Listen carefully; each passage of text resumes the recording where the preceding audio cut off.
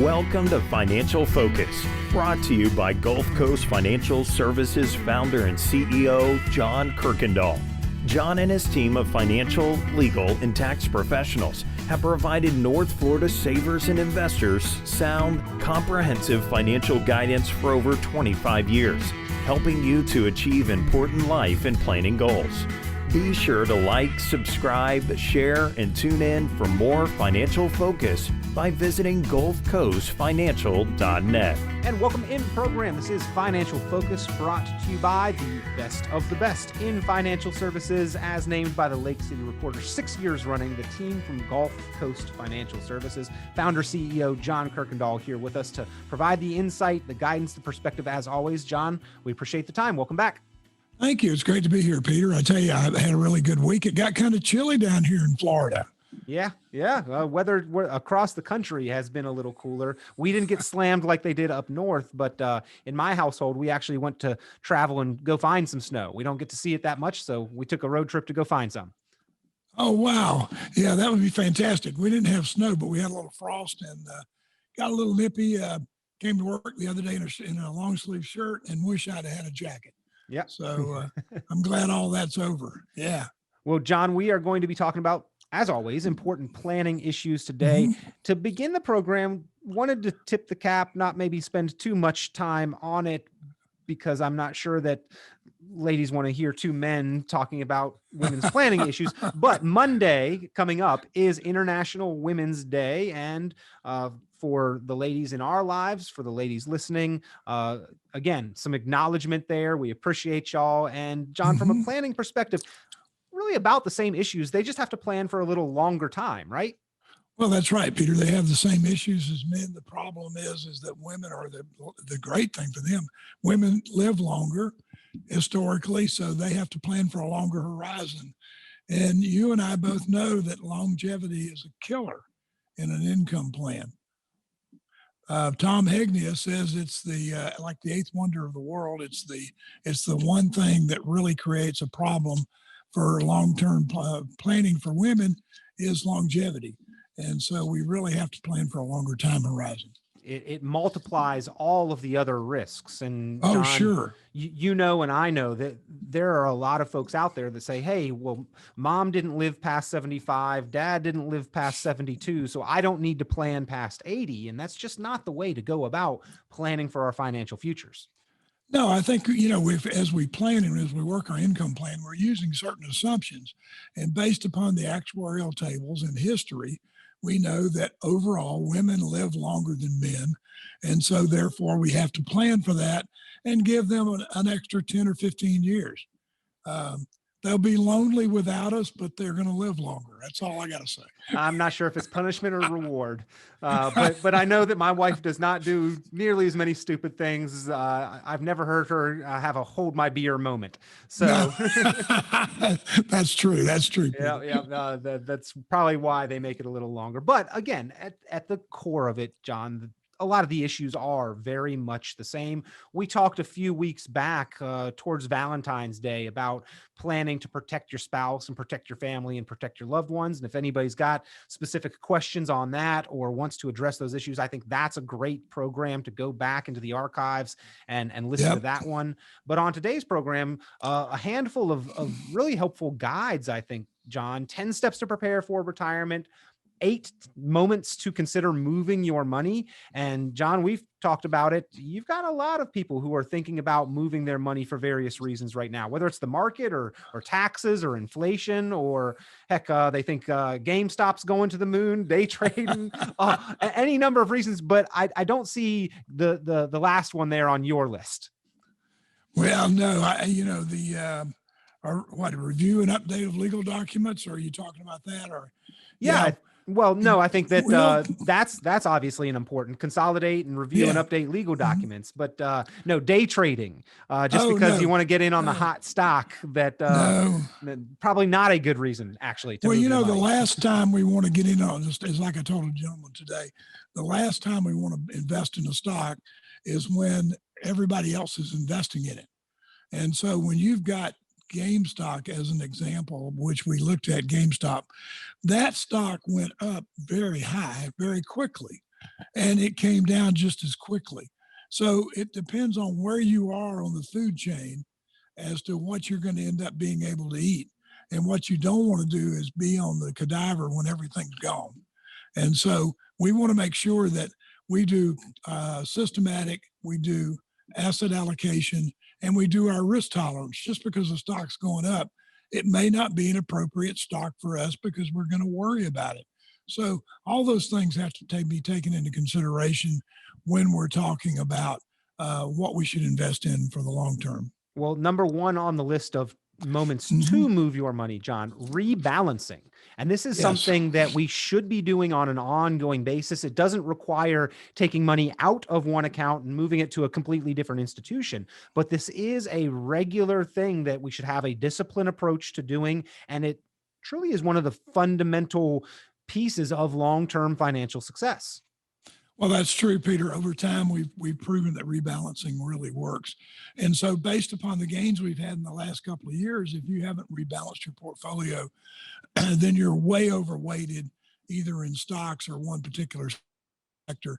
And as you and I both know, what's favorable today is not going to be favorable tomorrow. So we have to move our money among different sectors and different allocations.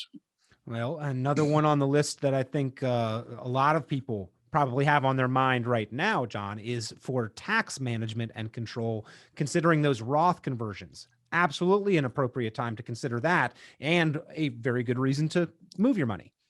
Well, that's right, Peter. If we're going to do it, let's do it at the first of the year, because what happens is whatever we make in that account, if it's in a traditional IRA, is going to be deferred. If we go ahead and convert to a Roth, then that whatever our gains are this year are tax-free. So we want to go ahead and do it as soon as we can. Certainly, there are a lot of reasons to do Roth conversions now, mainly because of the new administration and the tax situation we have is one, but also just the national debt that we've had. When you figure that we just had a $4 trillion deficit last year, and our debt that we owe, not our real debt, but the debt that we owe right now has gone up 198% since 2008. So debt's getting higher. Taxes have to go up in order to pay for that. You know, there's only two ways to pay for the debt: spend less or tax more. And I haven't seen the government spending less. Have you? Ever. Never. No. So we're going to have to tax more. And historically, we're at the lowest tax brackets we've ever been. I mean, you got to remember right after World War II, we were at 94% was the highest tax bracket. Yep. So you got to keep 6 cents on each dollar. And in fact, I've actually heard stories that's why Ronald Reagan got into politics. At a certain point in time, he realized that if he made a third movie within a year, that he would only keep 6% of the income that he was due from that movie. And he said, that's not right. I'm going to try to change that. And he ran for governor of California. And then the rest from there. Well, that rest is history, as they say. Yep. But, you know, the thing is right now the top bracket's 40%. So we know that taxes have to go up. Roth conversions make a lot of sense. Certainly something you should be considering right now. And we've got some additional opportunity to do that. If we have left a previous employer, we may have the ability and probably should move our money, or if we reach age 59 and a half, two other key points on your list. That's right. When age 59 and a half gives us certainly some things that we can consider. It's an age there where, we have the opportunity to access our accounts at 59 and a half without the penalty. Certainly, there are a lot of in-service distributions we can do. Even if you have a 401, your employer should be able to let you take some of the money, not cash it in all, but take some of that money and do a Roth conversion and get it out of the plan for diversification. Well, again, these are just a few of the moments that you may want to consider moving your money. John Kuykendall's got a report with 8 of those times on it. And if you fall into any of these categories, it may be an opportunity for you, or it may be important that you consider making some financial moves. And we always we always want to be able to identify when those moments in time are. John and his team there at Gulf Coast Financial Services can help you with those. Pick up the phone, give a call, 386-755-9018 if you'd like a copy of this list, or if you'd like to go through the financial focus planning process, get that financial focused plan in your hands. Again, 386-755-9018. A few others on the list that maybe a few of us are feeling the pain of, John. Fees are too high or assets are underperforming. Those are probably some indicators that at least talk to somebody about, should you move your money, right? Well, yeah, and it's an indication of two things, Peter. One is you're really not following your account, because if your assets are underperforming, you should have done something more about it already. You need to talk to someone, get a reallocation, find out why they're underperforming. Nobody should have been underperforming the last couple of years. We've had a tremendous market. There's been tremendous upturns. So we should have had our best years the last couple of years. I know our clients are totally amazed at how much money we've now made over the last couple of years in the market. So we need to make sure that we are properly, we are in the right sector, I guess is what I'm trying to say, and the sectors that are moving. Not every sector goes in the same way as all the others. So if you're in real estate, that may not have been a good place to be last year, or fuel, energy wasn't good last year. Certainly fees are one thing we need to take a look at, because over time fees will erode how much your return is going to be. So we certainly need to look at that. But everybody needs to look at their statements. I get so frustrated when people say, I got my statement from my 401k and I just stuck it in the drawer. You got to open it and feel the pain or feel the gain, one way or the other, Yeah, we don't want to ignore it. You gotta look, you gotta recognize, hey, if this is an indication of, do I need to do something different with my money? Rebalance on a regular basis, again, within the account. That's one thing that you can do in those times, an opportunity to understand that better. And maybe you're paying a little more than you should. Fees could be too high, assets could be underperforming, also indications that it's time to consider doing something different. How about, John, a lot of people this year had their time horizon change, whether by choice, seeing what was going on in the world around us, or maybe our employer said that our time horizon was going to change and they no longer needed our service. Either way, when that time horizon changes, so should the plan outlook, and another time we should consider moving our money. Well, that's right, Peter, because a lot of people last year, because of COVID, went ahead and were unemployed, went ahead and filed for Social Security. In fact, we had so many people file for Social Security that they're projecting that we will not be able to fund 100% sometime before 2030. So, that moved up considerably from the 2036 we thought it was going to be, just because of the people that were filing last year. But yeah, anytime that happens, that changes the overall plan. We need to look at the plan. We need to look at your assets. It may be time to get, an annuity so that you can get a predictable lifetime income and not be adverse affected by the market. Certainly it's a time to be a little bit more conservative with what we're investing in, and certainly a time we need to start watching it.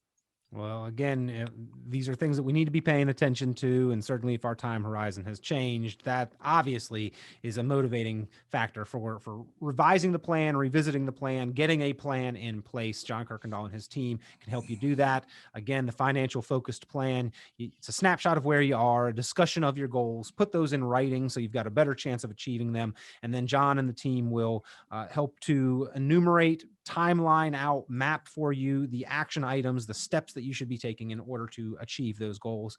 No cost for that plan. They put that together for you free of charge, help you address the fees you're paying, the taxes that you'll be liable for, the income plan, maximizing Social Security, John, a number of different aspects. And maybe a final reason to move money is a little house cleaning. Make life a little easier. Maybe consolidating like titled accounts would be a step in the right direction for getting that plan put together as well. Yeah, we were just talking to a lady yesterday, and she had 8 accounts. And when we got through talking to her and bringing everything together, we ended up with 2 accounts. And so she said that was going to be so much easier to follow because she had stuff scattered all over the place. it's much easier to track and much easier to follow if we keep the things simple. And also we can make sure that the beneficiaries are proper, make sure all the legal documents are ready, help them with the estate planning. I mean, there's just a lot of things, a lot of good things that come out from consolidation. Also, it gives you lower fees because the more you have invested, the less you pay. Again, let's make sure that we've got a plan, that financial focus plan that can help Yep. you understand where you've got these opportunities or where it would be either a matter of advantage or convenience to move money, consolidate accounts. You can make your dollars work a little harder for you, leverage those dollars, get more of them, reduce taxes, pay less in fees. All of these are movements in the right direction that are identified through the planning process. And John, again, that financial focus plan, that's something that you offer, no cost, no obligation. It's a great way to identify when maybe a few of these moments might apply to us. Well, that's right, Peter. And we're very happy to do it as part of what we do here, as part of what we want to do. But, also one of the things that people don't plan for is long-term care. And I just read the other day where another insurance company has gotten totally out of long-term care insurance. Transamerica is no longer issuing it in any state. Florida is really hard to get because we don't have anybody that I know of that issues a long-term care policy here. And so by repositioning some of this money we're talking about, we're able to provide them a way that we can give them long-term care protection at the same time give them income. And that's so important, Peter, because as you know, most of our clients aren't going to qualify for Medicaid. They're going to have to pay for their own long-term care. And what is a 95% chance that if you're married, one of the two couples is going to have some type of confinement. And what we try to do is fix it so it can be at home. We like for people to be able to hire somebody to come in and take care of them while they're going through that recovery or that incapacitation stage. So long-term care is certainly something that most people don't plan for, something that we can figure while we're rearranging all this money. Yeah. Department of Health and Human Services statistics for 2018 showed that 70% of us would need it at some point in our life. And between that married couple, obviously the odds are increased significantly, yet less than 1 in 10 of us have any type of financial protection against this. That's right. So it's completely an area where we are overexposed, underprotected. One of our largest potential expenses, John, you have another great report, the 3 biggest expenses in retirement, how to plan to control them. That's number 2. Taxes, number 1, our largest known expense. Right. Healthcare, number 2, the largest potential expense. And then another one we're all worried about, inflation, the silent thief. Well, yeah, inflation, at 3%, what our money, every 24 years, it costs twice as much for you to buy something. And if you look at history, I remember in 1955, my dad bought a Chevrolet. It was they had three models. It was the middle model, and we paid $2,500 for it. Rolled off the production line for a cost of $2,500. And it seemed like a lot of money back then. Yeah, of course, we took it for a test drive and the wheel fell off, and that's a true story, but we did buy the car. But you look at what cars cost today. I just read this morning, I was looking at what they're going to do to the 2022 Toyota Tundras in next year, thinking about buying one. And they're going to start at somewhere in the 60s, $60,000 for a pickup truck. The wheels alone cost as much as the car did back then. Well, you're right. The extra wheels are over $2,500. So, it's amazing how things cost, how much more things cost today.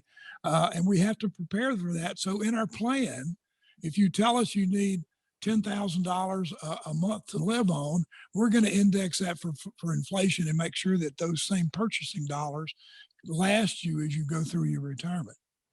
Well, always a pleasure speaking with you, John. I think these lists are excellent to get people thinking, to identify when there are some opportunities or the issues that we're going to have to plan to address into our financial future. Obviously, when we talk about retirement, we talk about the assets that we have and the need for income, the spending plan, the income plan lies between the two. That's how to generate the income. And then within that plan, we've got to identify what these large expenses are going to be and how to plan to address them, control them, minimize them where possible. And some of these moments to move our money, that might be the opportunity to take some steps to address these. So if you'd like either of those reports or the financial focus plan, ladies and gentlemen, pick up the phone, give John and his team there at Gulf Coast Financial Services a call, 386-755-9018, 386-755-9018. Stay financially focused. Get the financial focused plan in your hands. John, you always help us understand better the issues that we need to address and stay focused on those matters. We appreciate the time, as always. Be sure to like, subscribe, share, and tune in for more financial focus by visiting GulfCoastFinancial.net. The information presented on this program is provided for informational purposes only, without warranty of accuracy, completeness, or suitability for a particular purpose. This program is not intended to be and does not constitute financial, investment, legal, or tax advice. This information is general in nature and not specific enough to be construed as advice. You should not make any decision based on the information presented on this program without independent consultation with an appropriately licensed professional or competent advisor. Investment in securities or the market involves a potential risk for loss of principal. Trading, therefore, may not be suitable for all listeners. Annuity guarantees are based solely on the financial strength and claims paying ability of the issuing company. Withdrawals of growth from annuities may be taxable as ordinary income in the year it is taken. Individuals should review contracts for specific details of the product's features and costs. Early withdrawals may subject the owner to penalties, fees, or taxes. John Kuykendall is registered with and securities are offered through Kovac Securities Inc., member FINRA SIPC, found online at www.kovacsecurities.com. Advisory services are offered through Gulf Coast Financial Services Inc., a registered investment advisor in Florida. Gulf Coast Financial Services Inc. is not affiliated with Kovac Securities Inc. or Kovac Advisors Inc. Past performance is not indicative of future results. All investing involves risk. Investment decisions should be based on your own goals, time horizon, and tolerance for risk. Due to various factors including changing market conditions and/or applicable laws, the content may no longer be reflective of current opinions or positions.